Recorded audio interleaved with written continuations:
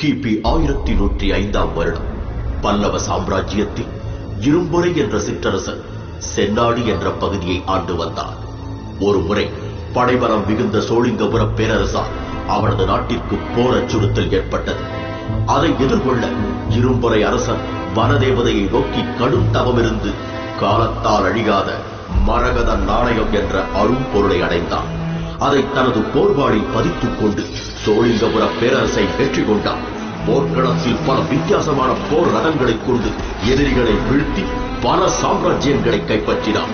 அந்த மரகத நாணயத்தின் சக்தியால் சிற்றரசாக இருந்த இரும்புரையின் சாம்ராஜ்யம் பேரரசாக மாறியது.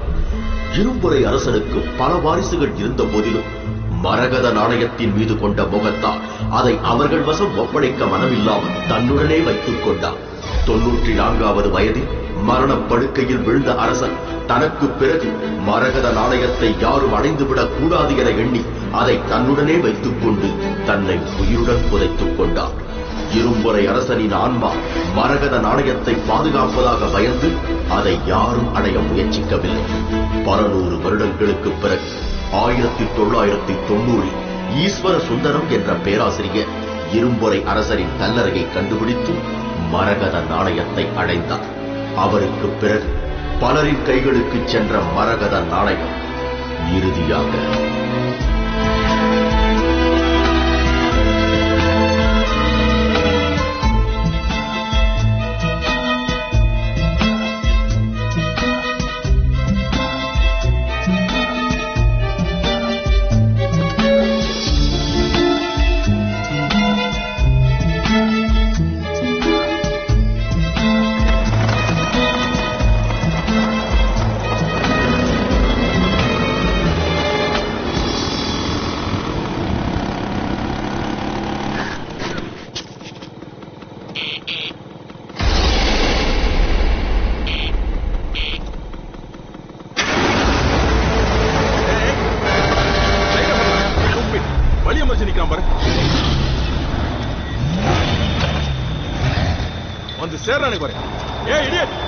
சொல்லிக்கிட்டே இருக்க வேணா வண்டியா போன் சொல்றல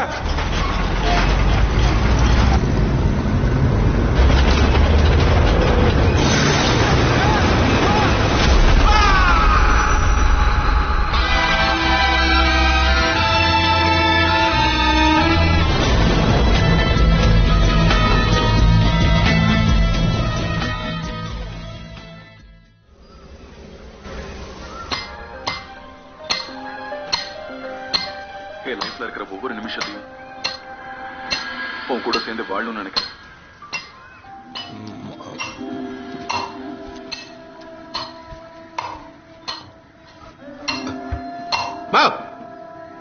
அது அப்படியே நிறுத்துங்கிற வயசான காலத்துல துண்டு தூங்குனா சும்மா டியூன் போட்டுங்க டோக்கு டோக்குன்னு.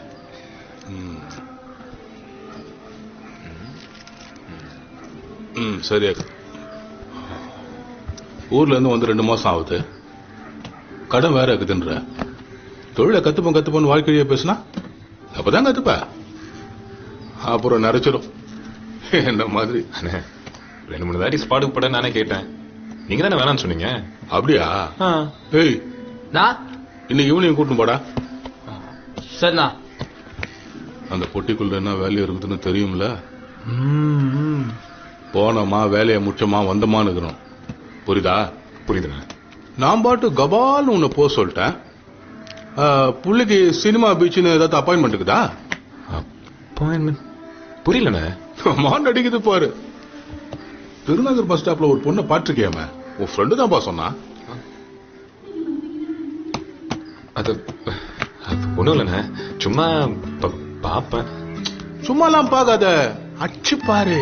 இந்த வயசுல பார்த்தாதான் இன்னும் 4 வருஷம் ஆச்சு, ஒன்னும் சீண்டாது. இப்பவே சீன்ல.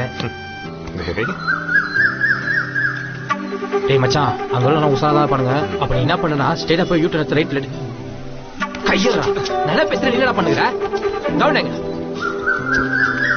மழையோடு நனையும் புது பாடல் நீதான் அழகான திமிரே அடியே அடியே காற்றோடு பரவும் உன் வாசம் தினமும்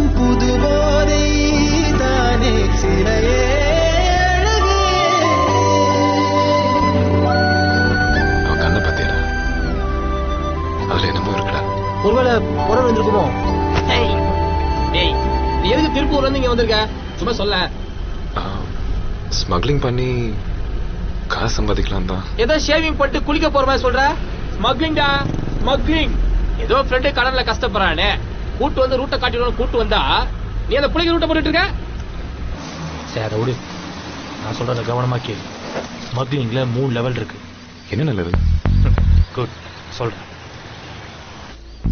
இதான் லெவல் 1, ஆப்போசிட் பார்ட்டியா கன்ஃபார்ம் பண்றது. ஓ சரி வா.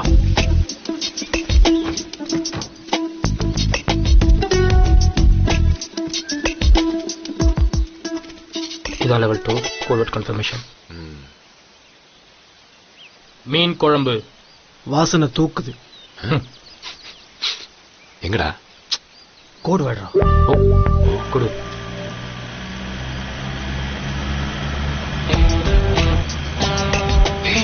Police ready.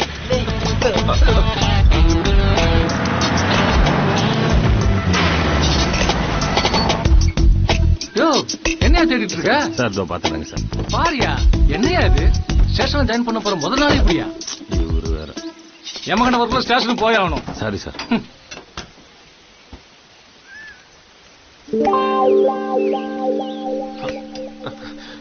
ஹலோ.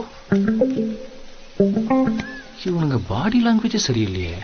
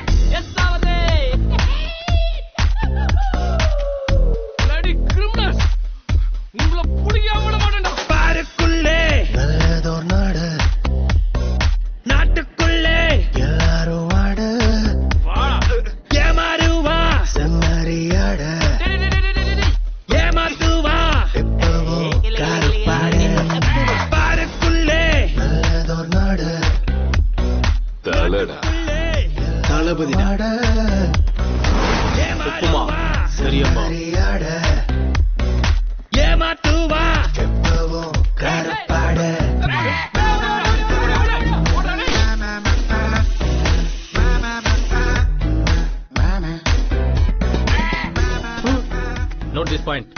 பொட்டி மாதத்துக்கு முன்னாடி இப்படி துப்புனா ரொம்ப லக்கு.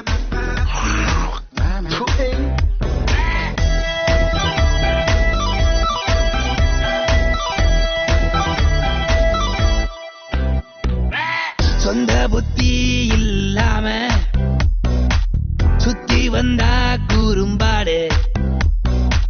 சோறு தண்ணி கூட வேணா சுகவசி வெள்ளாட. உங்கப்ப வீட்டு சொத்தெல்லாம் உன்னை குனிய வச்சு வெட்டிடுவானேடா. விட்டா உன் ட்ரௌசர கூட ஆட்டைய போட்டுருவானே. இங்க சுத்தி எல்லாம் கருப்பாடு. தம்பி 2 பஜ்ஜி போடு. அட அட அட. டேய் இங்க வா. உங்களை எங்கேயோ பார்த்த மாதிரி இருக்கே. எனக்கு அதெல்லாம் ஞாபகம் இல்லையா சார்? எனக்கு ஞாபகம் இருக்கே. அப்படியா? எங்க கண்டுபிடிங்க பாக்கலாம். நான் பார்க்காத அக்யூஸ்டே கிடையாது. எப்படி மறந்தேன்? தெரியலையா? அன்னைக்கு அவங்கள பிடிக்க போய் தான் வாரி சுட்டி விழுந்தீங்களே சார். அட ஆமாயா. எங்க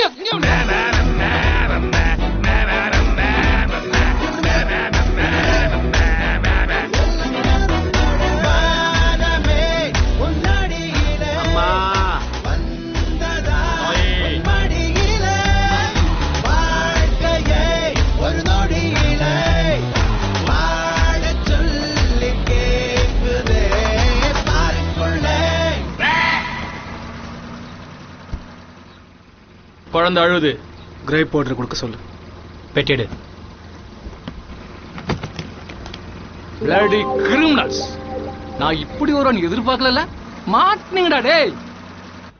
சார் தேங்க்யூ சார். கேட்டீங்க mister Neelakandan. Duty sir. Sir first time நான் உங்களை பிடிக்க போகும்போது ரோட்ல அப்படியே குப்புரட்சி விடுங்க சார். இந்த பாத்தீங்களா, இந்த காயம் கூட அப்பேற்பட்டதா. See the bloody criminals. டேய் நீ நொச்சுக்குப்ப ராமதாஸ் குரூப் தானே? சார் ஆமா சார். ஏய் எடே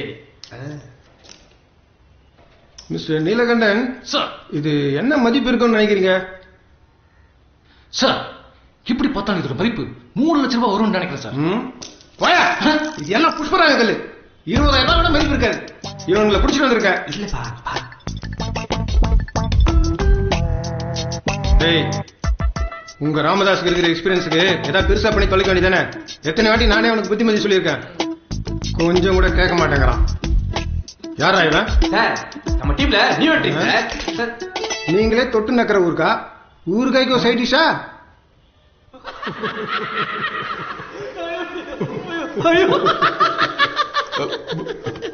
இன்ஸ்பெக்டர் சொல்றதுக்கு அப்புறம் எஸ்ஐ முஞ்ச பாத்துக்கணுமே. 2 பேரும் கொஞ்சம் சிரிக்க நிறுத்துறீங்களா? நீங்க சின்ன லெவல்ல பண்றீங்கன்னு தெரியும், ஆனா இந்த அளவுக்கு சின்ன லெவல்ல எதிர்பார்க்கல. இந்த 10-15 திருப்பூர்ல இருந்து சம்பாதிக்க மாட்டேன். ஏன் உங்ககிட்ட வரணும்? டேய் சும்மா நான் பேசிக்கலாம். எனக்கு இருக்கிற கடங்க மொத்தம் 40 லட்சம் ரூபாய் தேவை. அது சீக்கிரம் சம்பாதிக்கணும். நான் கூட இந்த வரைக்கும் வந்தேன். இங்க வந்து அவசரத்துக்குலாம் அவுத்து ஆட முடியாது. முடியல, நான் மூட்டையை கட்டு. நீங்க சொன்னாலும் சொல்ல நீங்க அந்த போதான் போறேன். ஆனா போறதுக்கு முன்னாடி ஒரே ஒரு கேள்வி. 20 வருஷமா இந்த ஃபீல்ட்ல இருக்கீங்களே, உங்களால பெரிய லெவல்ல இருக்கு வக்கு இருக்கா? ஏய் சும்மா உட்கார்றா. யார்கிட்ட பேசுற? ஏய், நான் பார்க்காத லெவல் இல்லடா. ஏரியால போய் எவன வேணாலும் கேளு. நீ சொல்றிய பணம், அத மூட்டையை கட்டி வருவேன். என்கிட்ட பேசுறியா? பணமா? பணம். அந்த பணம்லாம் எப்படி போச்சுன்னே தெரியல. டேய், ஆல்ரெடி எனக்குலாம் 2 அட்டாக். இன்னொரு அட்டாக் வந்துச்சு, பாட கட்ட வேண்டியதுதான். நான் யாருக்காகடா பெருசா செய்யணும்? வயிறக்கடு அளவுக்கு இருந்தா போதும். ஆனா எங்களுக்கு வேணும்னா என்னடா தம்பி இப்படி பேசுறானே, தப்பா நினைச்சுக்காதண்ணா.